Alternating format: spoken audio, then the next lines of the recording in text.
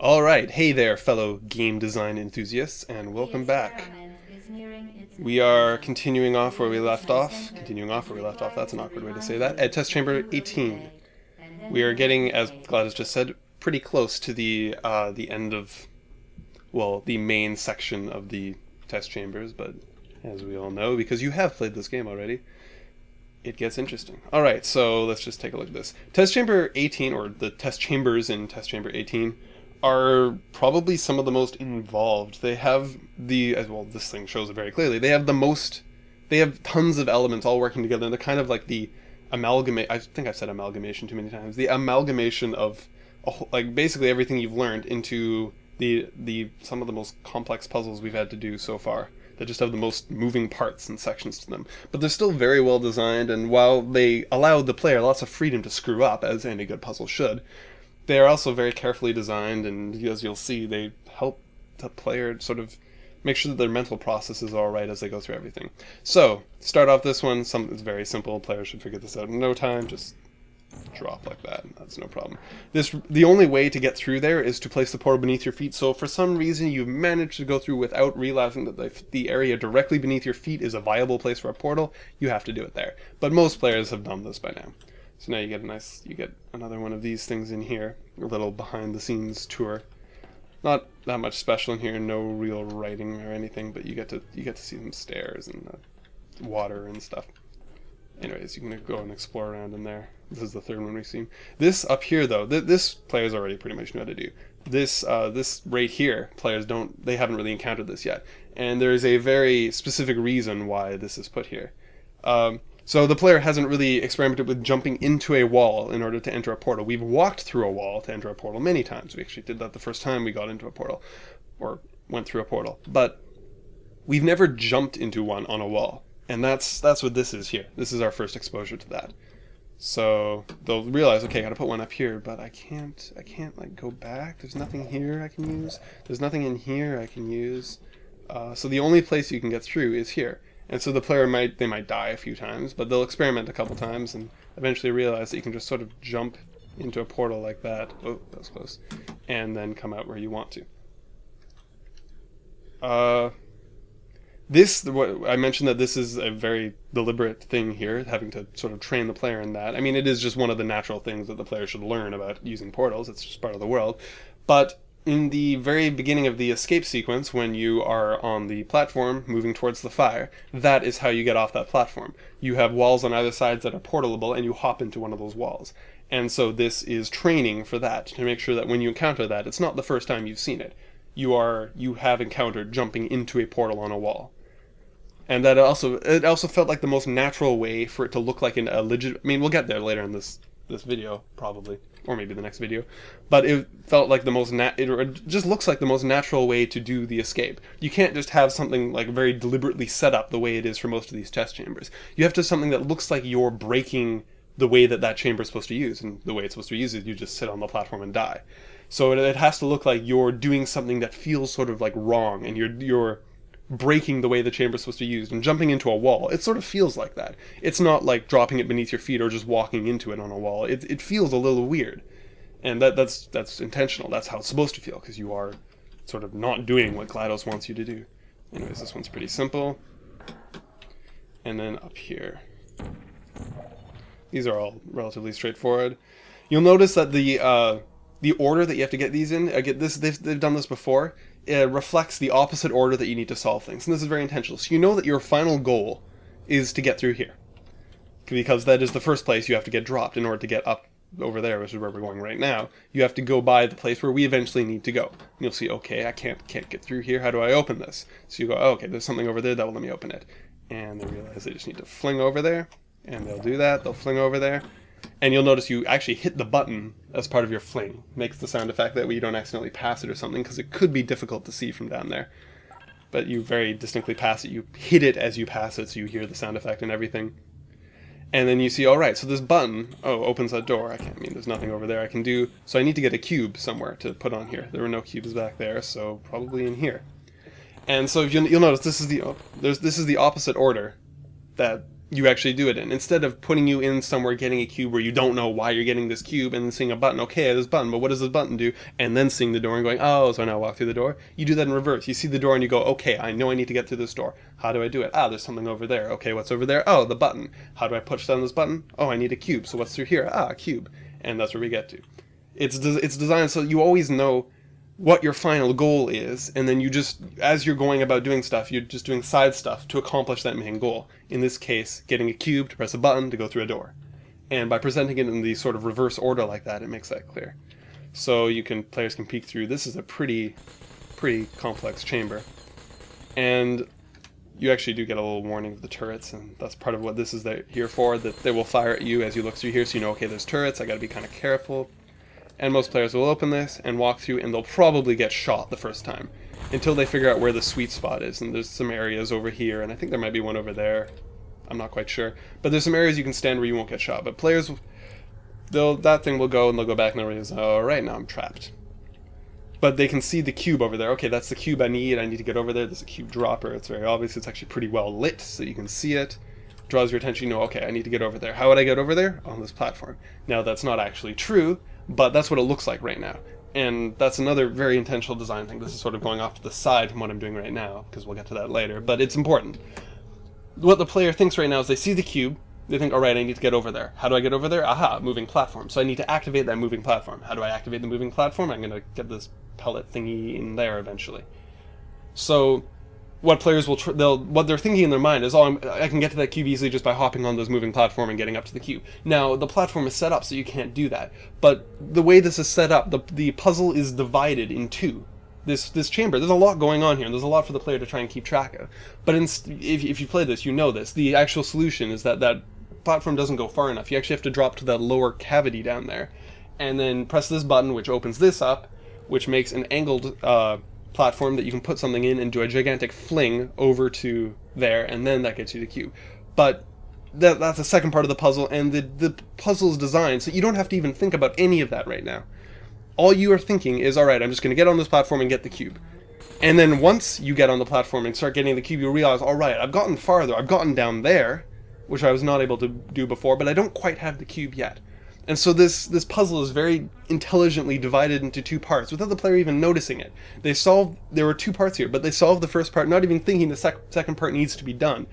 And then once the first part is solved, they start solving the second part, because they realize, oh, the first part wasn't quite enough. So anyways, it's brilliantly designed. It keeps less in the player's mind and keeps this chamber from being incredibly complicated. It's already pretty tough as it is. Or there's just a lot going on, and it divides it up nicely to keep the player from getting overwhelmed by everything that's here.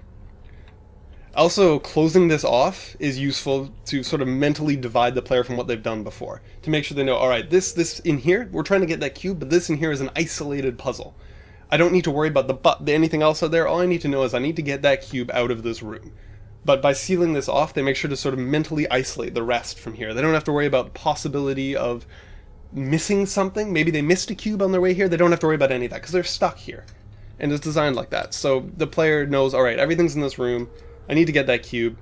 Alright, let's do this. And they'll do that. They'll probably experiment with walking over, realize very quickly that there aren't very many places they can go without getting shot. The player can try. They can actually solve the pellet problem first. But if they do this, they're going to hop onto that platform, walk across, and most likely, I actually haven't tried this, you might be able to make it across, but you'll most likely get slaughtered by the turrets. So the solution to this, or the better way to go about doing this, is to use the pellets to knock the turrets off. And this is something that's actually new, that's something the players never had to do before. So you'll notice again the black marks make it nice and easy. The red marks for the lasers make it nice and easy to line up the pellets on the other end so that they hit the turrets.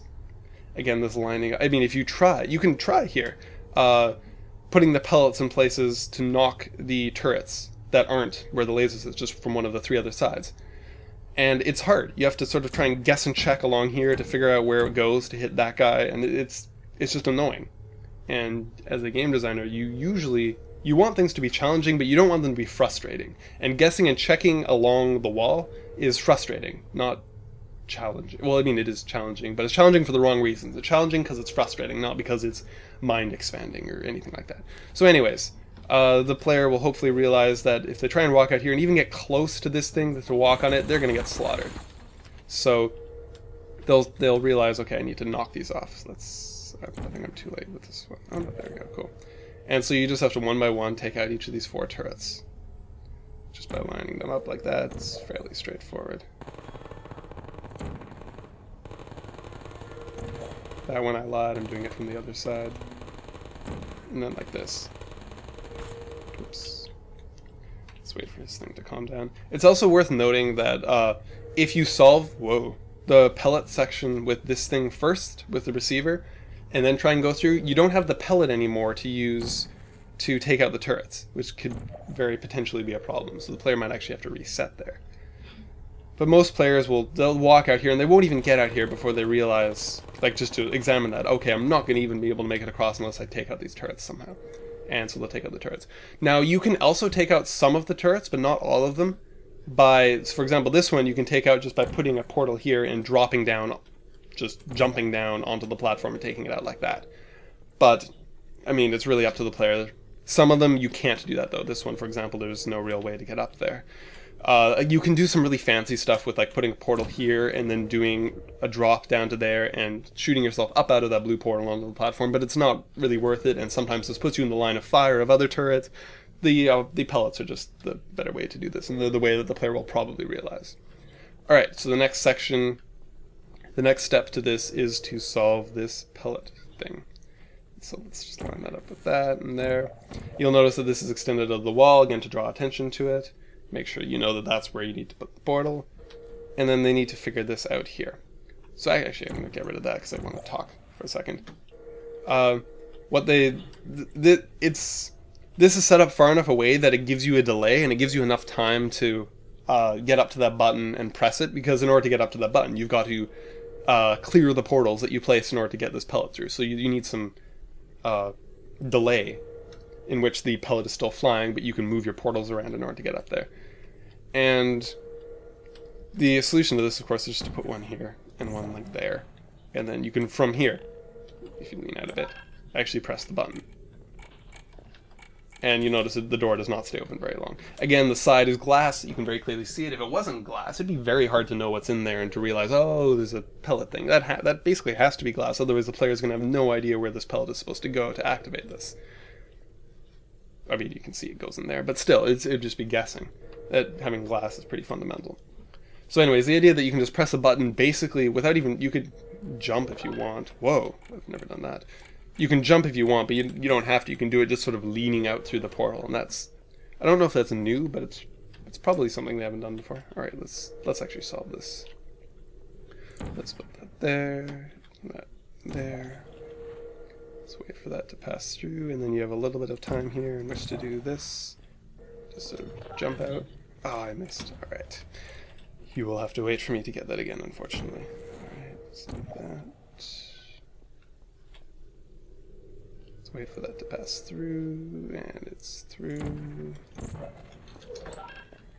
And in it goes. Alright, let's get over here before it goes. Yeah. Oh, that didn't work. Alright, I'll have to redo that. Anyways, I was too hasty with my jump. Okay, so this is the division right here. This is, oh, they're gonna make me do it again. Lame. Well, when you activate that platform, that's the division between the first and second parts of this puzzle, really. So I'm gonna wait for that to go this time. So the player right now, even at this point, thinks, alright, I can hop on this platform. They haven't really given that lower part any thought. I can hop on this platform and I can get to the cube. And that's what they're thinking. But there's a second puzzle that you have to solve here. But the player doesn't even realize that puzzle exists. And that's just super useful for dividing this up. And so the player doesn't even have to focus on this until it comes about. So they're going to hop on here, they're going to get close. And as they get closer to that, because they never really got perspective on that, they're going to get close, they're going to realize, oh, I don't know if I can actually make that jump. Because you don't jump very high. And they might try, and they're going to fail, and they're going to end up down here. Even if they might jump down here knowing they can't make that, or they might try that jump and just end up down here. Either might happen. But you'll notice that this is set up so that if you fail to jump, you do indeed end up down here. Those things. In the developer commentary, they mentioned that these glass things are actually very useful for providing lighting into the chambers, because they don't want the chambers to have like any sort of screen into the outdoors or anything. It's all in some weird layer.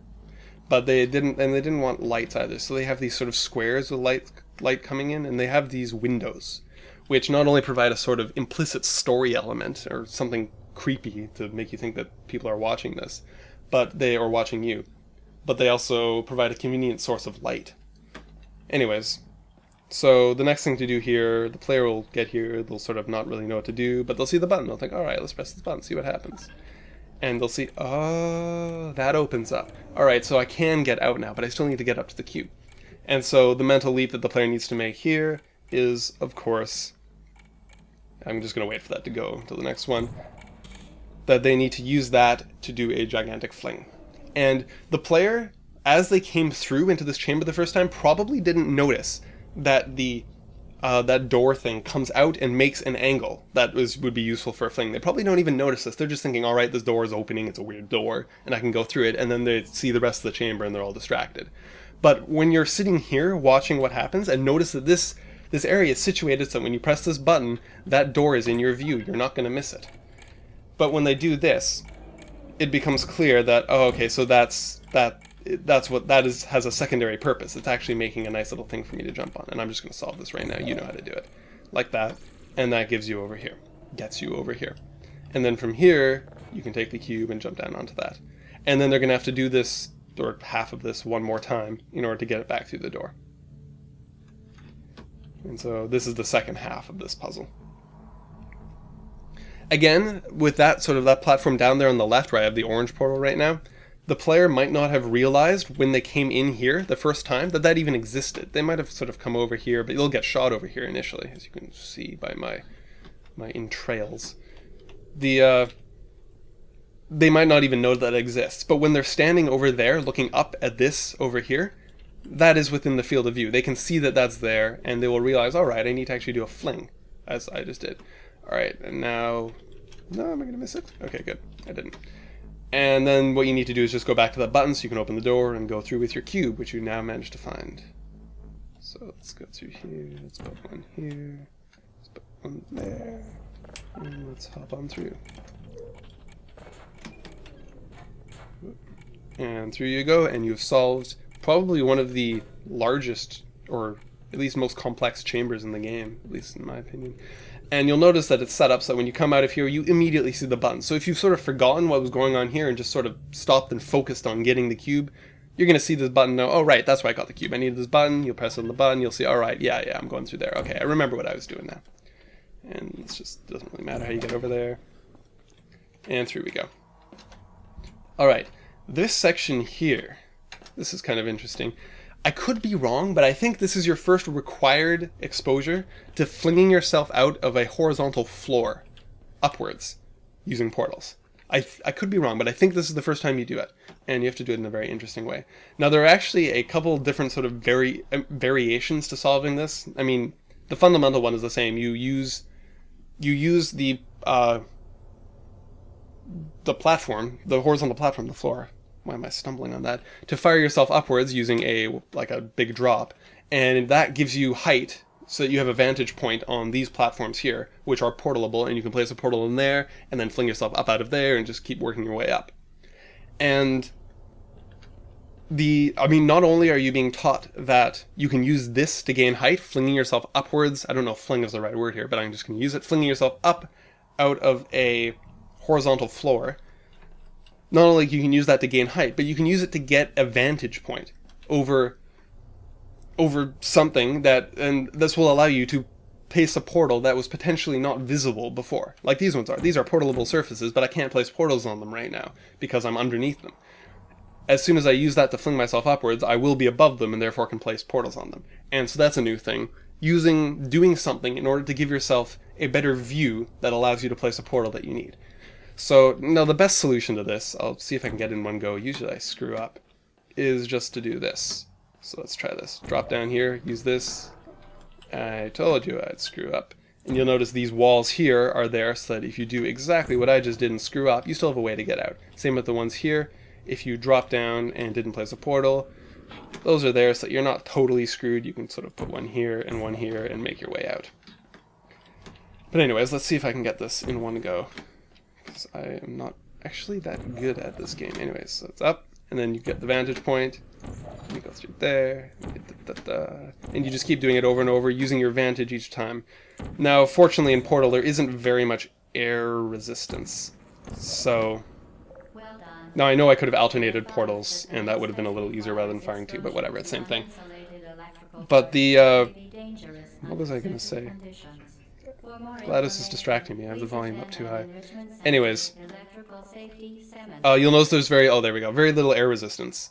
And this is useful because it means that you can actually, once you have two portals set up on two floors, you can just go up and down in them, actually a whole bunch of times, and just sort of scope out the area, and then at the peak of one of your jumps, one of your fly-throughs of the portals, place the next one that you need and go back down. So you can just keep going up and down. You don't have to do them in one jump like I did.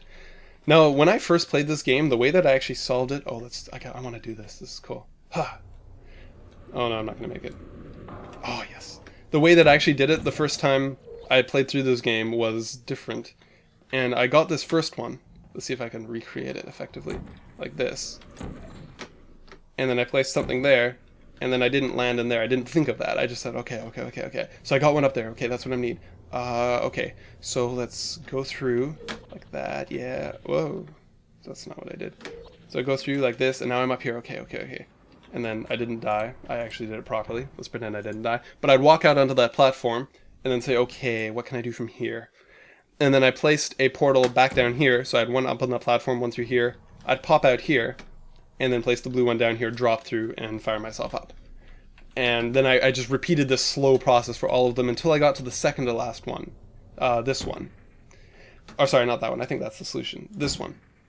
And the thing about this one is, I assume that this is set up, that thing, as an angled one, so that you don't do what I just did, what I did the first time I tried to solve this, all the way up. So it's set up so that you have to get the vantage and then drop through and fling yourself all in one go, because you can't drop through up there or you're just going to fall. But I think what I actually ended up doing was I placed the portal there. From standing here, I placed the portal there, had another portal here, and then I jumped down to, I think, this one, and put a portal there, and that gave me enough momentum to fling through, which actually ended up working. But whatever, there are a few different ways you can solve this. I'm going to have to make my way back up again. Let's do this. Alright. Whoa.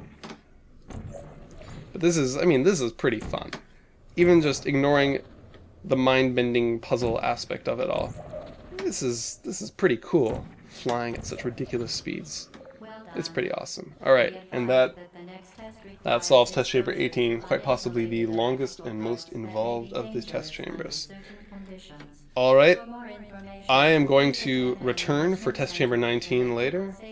Until then, Portal on. I need to come up with a better sign-off. Have fun playing Portal and looking at it in awesome analytical ways. Anyway, see you next time.